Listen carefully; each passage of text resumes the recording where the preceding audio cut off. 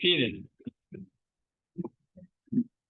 So on this weekend where we reflect on, or certainly we call to mind, the founding of our country.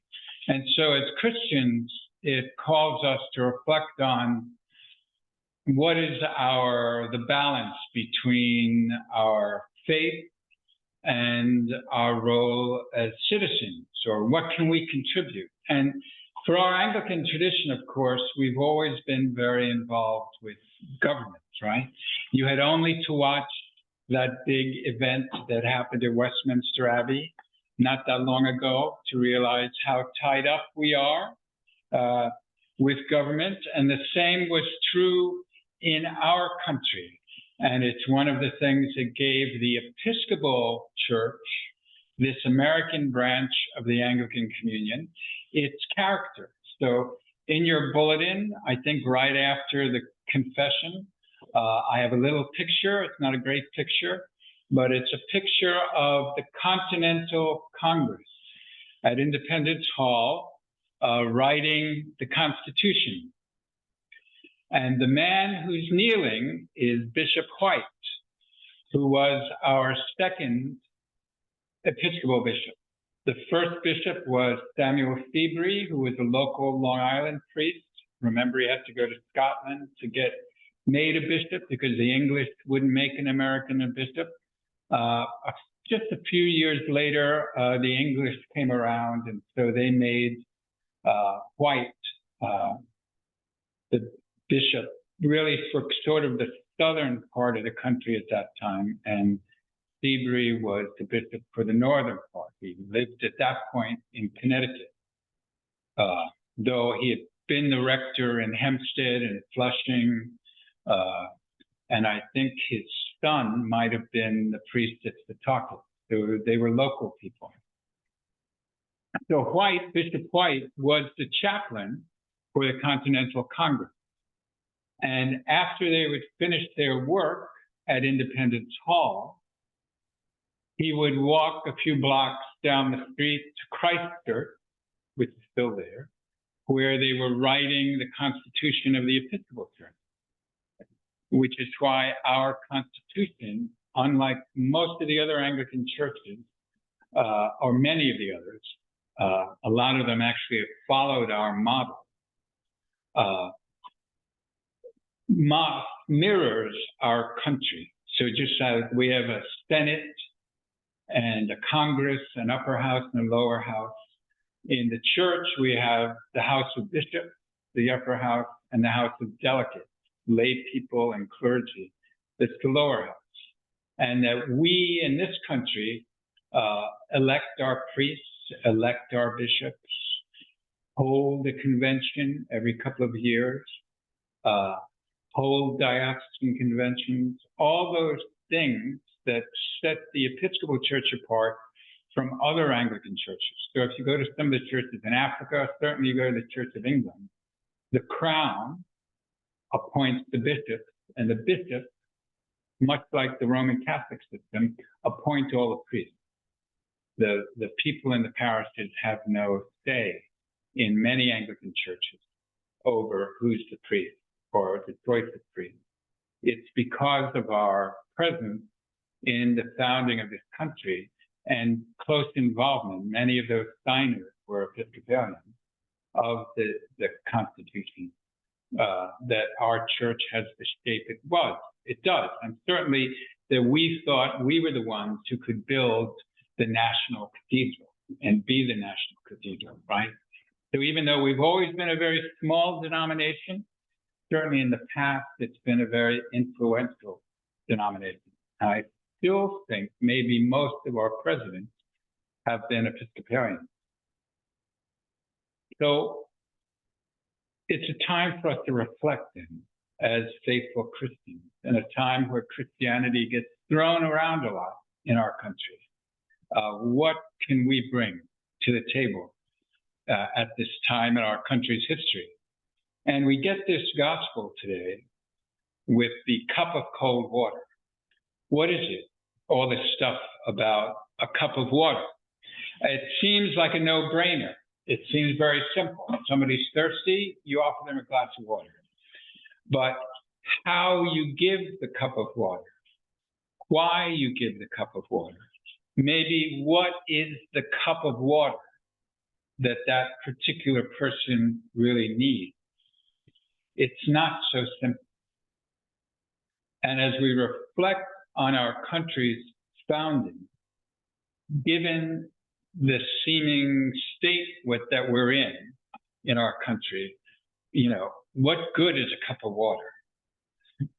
By the look of the way things are, it wouldn't be much good, would it? This past week, there was the sentencing phase of the trial of the man who broke into the Tree of Life synagogue and killed 11 worshipers and shot another 6 worshipers, right? And so once more, our screens had seen one of these calamities that seems to be happening too often. There's always a pile of bodies at these massacres, whether it's a synagogue or a church or a nightclub or a school or a concert. Remember that concert? Was it in Vegas, where the guy was in the hotel with a machine gun? So there's always, it seems, an assault weapon or a bunch of them. There's always the groups, the little clutches of survivors holding on to each other, weeping outside. And there's always something else. A lonely guy. Usually, 9 times out of 10, it's a lonely young guy. There's always one guy who fell through the cracks of society, who lived a life of solitary disappointment, who one day decides that he's going to take this leap in this bloody kind of murderous way for whatever reason, to go from anonymity and insignificance to a kind of infamy, at least. So there's always a guy like the Pittsburgh synagogue attacker, Robert Bowers, and reporting about Bowers and his life before he attacked the worshipers in their synagogue, apparently was friendless in high school, a solitary ghost as an adult. Apparently, he spent his evenings as an adult sitting alone in his car, just sitting in the parked car, smoking and listening to the radio. And one of his acquaintances said he lived in his own little world. Now, guys like that tend to be drawn to extreme ideologies that explain their disappointments. They give them a sense that they are connected to something. It's like all the kids who join gangs, who often are looking for a sense of connection and family and community. Guys like that convince themselves that by massacring the innocent, they are serving as a warrior in some righteous cause. It's how that second reading we had today from Paul about being righteous can be twisted, unfortunately, often by Christians, but by people who get themselves into this state. It's a symptom, these incidents, of a mood, a dis-ease that's in our country. Another symptom is what's been called the suicide epidemic. In Europe, the suicide rate is dropping all across Europe. In our country, since the beginning of this new century, it's risen 30%. And in the 10 years between 2006 and 2016, the rate of suicide of those young Americans between 10 years old and 17 years old has risen 70%. Every year, about 45,000 Americans take their lives as a response to the isolation they feel, the disconnection, the despair, the lack of hope. And every year, another 60,000 people in our country every year die of drug addiction and overdose. When you add the suicides and the drug deaths together, every year, nearly twice the number of people die from suicide and drug addiction as died in the entire Vietnam War every year. There's a writer called Johann Hari who wrote a book called Lost Connections. And he says that these mental health issues are at least as much about problems in life as neurochemistry. They're at least as much about the protracted loneliness, the loss of meaningful work, the economic stresses, the feeling pressured and being stressed, and the absence of real community as we get more and more isolated. Paradoxically, it seems the more and more we're connected by the internet, the web, and all those things. And he writes that protracted loneliness causes you to shut down socially, to be more suspicious of any social contact. You become hyper-vigilant. You start to be more likely to take offense where no offense was intended. You're afraid of strangers, people who are different than you. You're afraid of social contact almost, of venturing out of your space. And so you start to be afraid of the very thing you need most, community and the support of others. Sounds like a pretty good summary of American politics in this year, doesn't it? The commentator David Brooks describes our current time as a war with two sides. Those who sow division and discord in our communities, and those who nurture attachment and connectivity. And those two strains you can find in both sides of the political divide.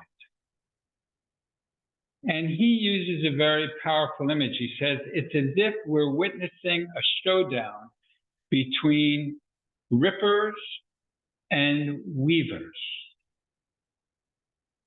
So a weaver, somebody who's drawing strands together into a tapestry or a cloth, or somebody who's ripping out the threads.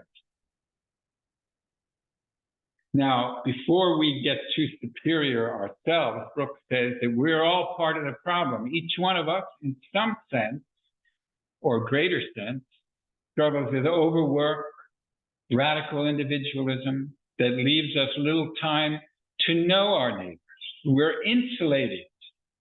We tend to be more and more insulated from people who vote differently, dress differently, look differently, live differently, use different words to express the exact same or similar feelings of isolation or fear or concern for the future that we have.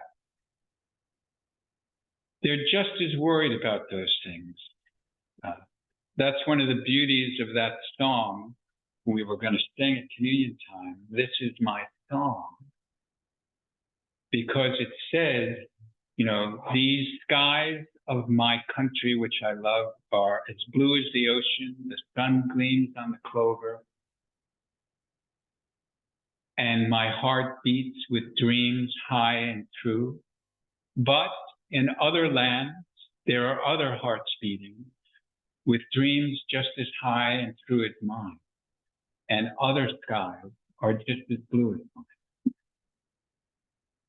And we forget that, not just in terms of other countries or society, but in terms of our own community here in this country.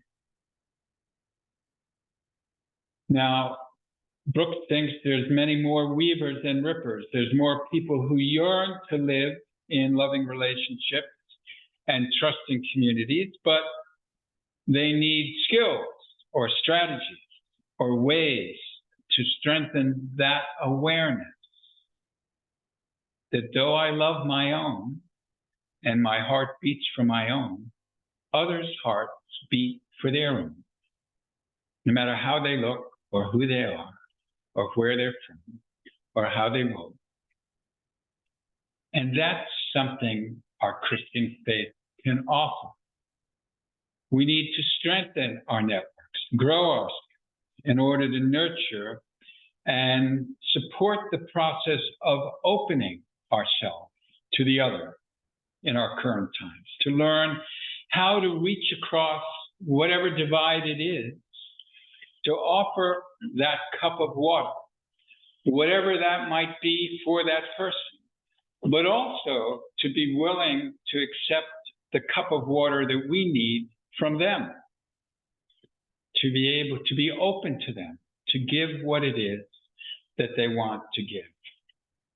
We were joking a little bit at the earlier liturgy about how we look, and today, somebody said, aren't people coming here for the holiday to Shelter Island? But I said, yeah, but they're not coming to go to church.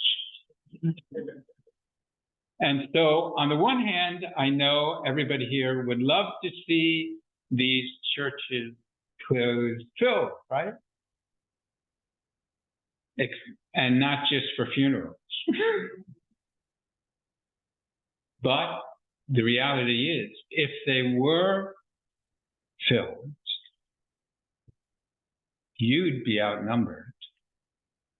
And we'd probably be shifting to the way the new people would want to do church, which might not necessarily be the way we're used to doing church. And so are you really open for that? Be careful what you pray for. We have to be open to receiving from one another. We need to invite in more weavers to grow and to learn. And it's easier, much easier, to be one of the rippers than to be a weaver.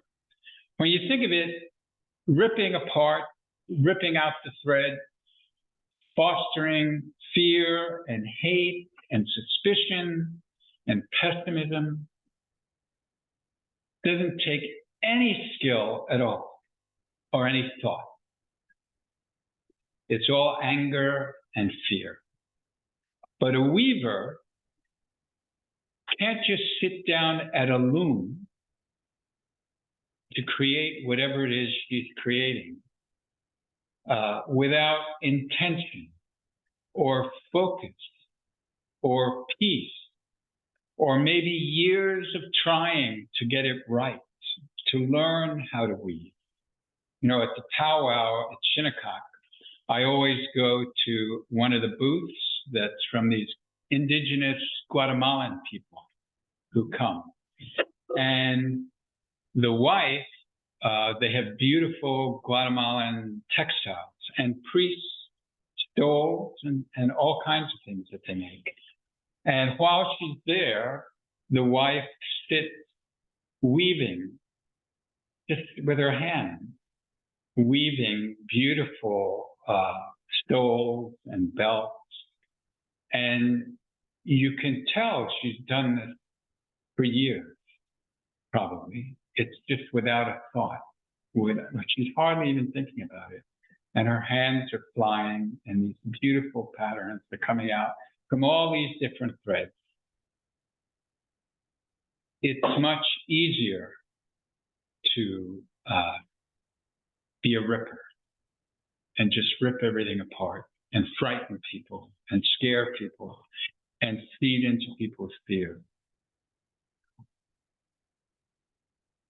It's like giving the cup of water in a pure way, in a way that we reach across divides to offer help or understanding or companionship or to listen to each other without strings or our own agenda, maybe even being open to changing ourselves. You know, I'm involved, I spoke to, gave a retreat to the Commission on Ministry in our diocese, which is a body of people, lay people, clergy. It's a big group of about 20 people who, if somebody says they want to be a priest or they want to be a deacon or they want to be, has to go through this long process. And they're the group that helps discern. So they asked me last year, maybe, to give them their retreat. And so I asked them, I said, you have to be very careful because you are institutional discerner. So you're discerning on the part of the diocese and all the people and the institution, that you don't screen out people who maybe God is sending, who are out of the ordinary, out of the mold, and may call us to change. That you don't screen those people out because they would be trouble. Making good trouble, like that congressman whom my mind is forgetting his name, who died. We need people like that in the church. And the danger is we'll shut out because we don't want it. And so we can do the same in our own personal life and offer the cup of water or whatever it is, like new people coming in. You can come in, but this is how you have to do things. This is the way we do things. It's much riskier, but that's what it takes. There's the Irish saying, I joked with Teresa Kilb and her boyfriend, her Irish boyfriend, Park, about it, of taking the soup. When I became an Anglican, one of my close friends, who's a big Irish activist, causing all kinds of trouble sometimes in the city, Brendan, he said, oh, you know, I think like an Anglican.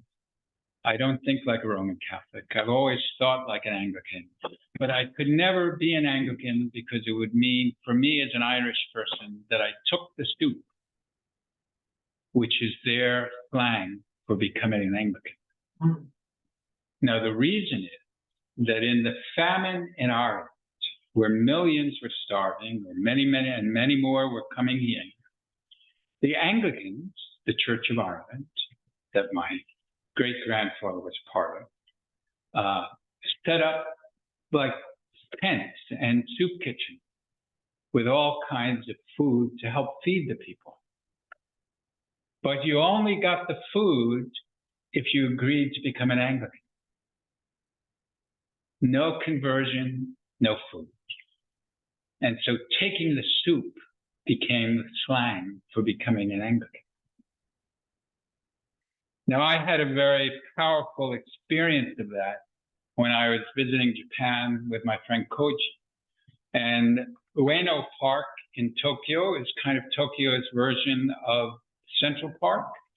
It was given from a temple to the city by an emperor, probably Meiji. So it's about as old as Central Park. It's a huge park. There are many museums in the park. The temple is still there. And the Tokyo Zoo is in it. It's a big, huge place. So we were going to the National Museum. And when we came out of the museum, we were walking through the park. And I heard a loudspeaker with Japanese being shouted somewhere. And I could then, I'm too rusty now, but I could actually read a little and speak a little Japanese then. I couldn't, and I said, Koji, what's going on? It sounds like some kind of Christian thing. So, being curious, since we don't expect to find that in Ueno Park, where there's this big Buddhist temple, we followed the loudspeaker to the scene by the side of one of the lakes. And Ueno Park actually has a lot of homeless people who gravitate to it. And so there had to be 100, 150 or more homeless people, all sitting in rows in front of this apparent preacher who was, it could have been a very pastoral scene, but instead he was screaming at them through a microphone. I don't even think he needed the microphone. Haranguing. And off to the side of these homeless people and this preacher was a row of like our hall tables. And behind the tables were all these Japanese church ladies in the universal sign of Christian welcome. And in front of them was tray after tray of food. And of course, the big steaming pot of soup. So it became obvious to us as we stood there. They couldn't get any food, these homeless people, until they let this guy harangue them. Maybe even they had to do an altar call before they got any of this food. I don't know. We didn't stay long enough. That's not what Jesus meant when he said, give a cup of cold water to one of these least. Now, the good news is that most of us are part of the solution. Most of us admire. We'd want to be the teacher who maybe would reach out to that lonely, isolated kid in the school, try to see what was going on with him, try, maybe meet with the parents, do our best. That's who we want to be. Most of us maybe have had contact and helped, hopefully, someone different than us, than outside of our comfort zone, and served people who were unlike us. Many of us maybe are part of the chosen intentional families that many Americans are replacing the somewhat wounded biological families that are in our country. People are choosing families and choosing intentional families. It's easier to destroy trust than to build it. It's easier to be a ripper. They have an advantage. They're loud. They're screaming.